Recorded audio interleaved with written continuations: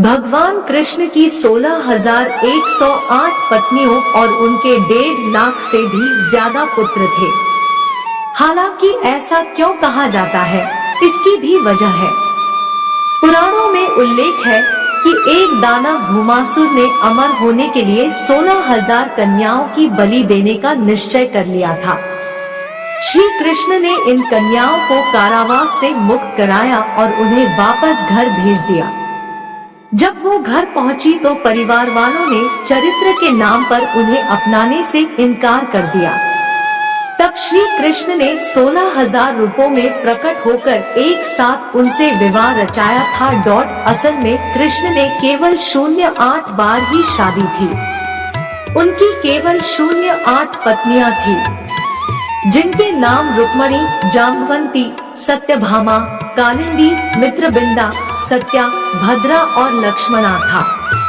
महाभारत के अनुसार श्री कृष्ण की सबसे बड़ी रानी रुक्मिणी थी। उन्होंने उनका हरण कर उनके साथ विवाह रचाया था।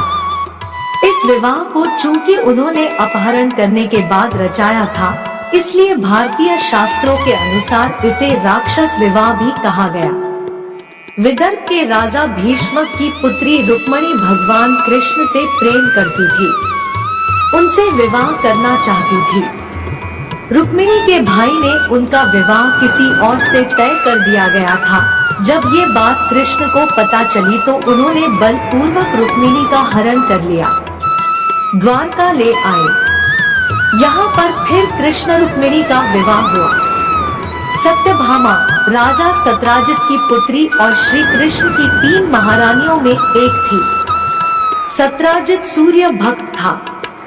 उसे सूर्य ने स्यमंतक मणि प्रदान की थी। ना जाने कैसे सत्रजित को गलतफहमी हो गई कि ये मणि कृष्ण ने कब्जे में ले ली है, जबकि ऐसा नहीं था। हालांकि कृष्ण ने खुद जंगल जाकर ये मणि तलाश ली। उन्होंने ये मणि तो सत्राजित को लौटाई ही, साथ ही ये भी बताया कि उन्होंने ऐसा कैसे किया। ये सुनकर राजा सत्राजित लज्जित हो गया। उसने अपनी बेटी सत्यभामा का विवाह कृष्ण से कर दिया। साथ ही उसने वो मणि भी कृष्ण को देनी चाहिए, लेकिन उन्होंने उसको लेने से मना कर दिया। दरअसल सत्यभामा की शादी के साथ जुड़ी हुई कहानी उनकी जाम्बवती से विवाह की भी है। कृष्ण जब मणि को तलाशते हुए जंगल में ऋक्षराज जाम्बवान की गुफा में पहुँचे तो वहाँ उन्होंने एक बालक को स्यमंतक मणि से खेलते हुए देखा। अनजान व्यक्ति को देखकर बालक की धाई ने शोर मचाया। जाम्बवान ने वहां पहुंचकर कृष्ण से युद्ध शुरू कर दिया। कुछ ही देर में जाम्बवान ने कृष्ण को पहचान लिया। उसने उन्हें वो मणि तो लौटाई ही, साथ ही अपनी कन्या जाम्बवती का विवाह भी कृष्ण से कर दिया।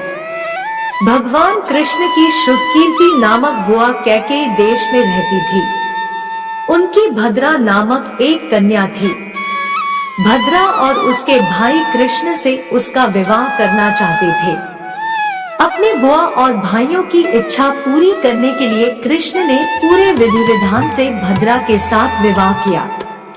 अवंतिका, उज्जैन देश के राजा विंद और अनुविंद थे। वे दुर्योधन के वंशवर्ती तथा उसके अनुयायी थे। मित्रविंदा श्री कृष्ण की फुआ राजाधिदेवी की कन्या थी। उसकी शादी के लिए स्वयंवर का आयोजन किया गया। इसमें श्री कृष्ण भी पहुँचे। मित्रविंदा खुद कृष्ण से विवाह करना चाहती थी। मित्रविंदा का भाई दुर्योधन से अपनी बहन का विवाह करना चाहता था। तब कृष्ण ने सभी विरोधियों के सामने मित्रविंदा का हरण कर लिया। उन्होंने मित्रविंदा के दोनों भाई विंदानुविंद को पराजित कर उनका हरण किया, फिर विवाह कर लिया। राजा नग्नजित की पुत्री का नाम था नग्नजिती। वह सुंदर और बेहद गुणवान थी। राजा ने उसके विवाह के लिए एक मुश्किल शर्त रख दी कि जो क्षत्रिय 7 बैलों पर जीत प्राप्त करेगा, उसी के साथ वो अपनी बेटी की शादी करेंगे। कृष्ण ने ये काम कर दिखाया। राजा ने उनका ये पराक्रम देखने के साथ खुशी खुशी अपनी बेटी की शादी उनसे कर दी। जिस तरह महाभारत में अर्जुन ने स्वयंवर में मछली का प्रतिबिंब देखकर असली मछली की आंख में तीर चलाया था, उसी तरह कृष्ण ने लक्ष्मणा से स्वयंवर में विवाह किया था। नीचे पानी में मछली की परछाई देखकर ऊपर मछली पर निशाना लगाना था। कृष्ण ने ऐसा कर दिया, तब उनका लक्ष्मणा हो गया। इन 8 रानियों से हरेक से कृष्ण को 10 बेटे हुए, यानी कुल मिलाकर उन्हें अपनी इन पत्नियों से 80 पुत्र मिले थे। इन 08 महिलाओं को अष्टाभार्या कहा जाता था। श्री कृष्ण के सबसे बड़े पुत्र का नाम प्रद्युम्न था। प्रद्युम्न कामदेव के अवतार माने जाते हैं। हालांकि शंबरासुर नाम के दैत्य ने उसका अपहरण करके उसकी हत्या करनी चाहिए, लेकिन वो बच गए। बाद में उनके बेटे अनिरुद्ध को कृष्ण ने अपना उत्तराधिकारी बनाया।